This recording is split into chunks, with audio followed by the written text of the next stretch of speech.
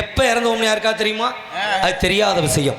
அதனால வாழ்க்கையில் இந்த மண்ணில் வாழ்ந்துகிட்டு இருக்கிறோம். இந்த மண்ணில் எத்தனை பேர் வாழ்ந்தார்களோ இனிமே எத்தனை பேர் வாழப் போகிறார்களோ.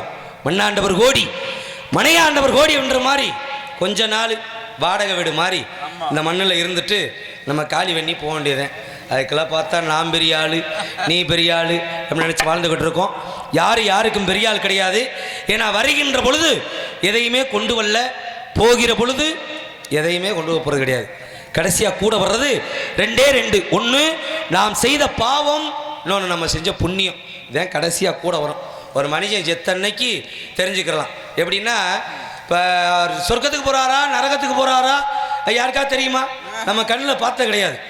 ஆனால் அவர் சொர்க்கத்துக்கு போகிறாரு நரகத்துக்கு போவார் அப்படின்றத ஒரு மனுஷன் இறந்தனைக்கு தெரிஞ்சுக்கலாம். ஏப்பா இன்னாரா இறந்து போனாரு, பாவியலா இன்னும் கொஞ்ச நாள் இல்லாமல் இப்படி போயிட்டாருயா.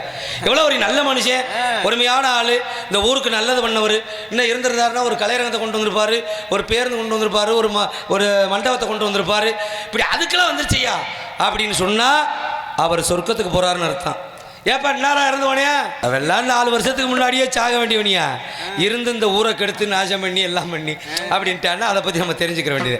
அந்த மாதிரி வாழ்க்கையில் ஒரு மனிதன் இறக்குற அன்னைக்கு தான் தெரியும் நல்லவனா கெட்டவனா அப்படின்னு. அந்த மாதிரி ஆக இருக்கக்கூடிய நாள் கொஞ்ச நாள் முடிஞ்சளவு யாருக்கு உதவி செய்யலைனாலும் உபத்திரியம் பண்ணாமல் வாழ்ந்துட்டு போயிடணும். யாருக்கும் உதவ வேணாம். ஆமாம், யாருக்கும் தொந்தரவு பண்ணாமல் வாழ்ந்துட்டு போயிடணும்.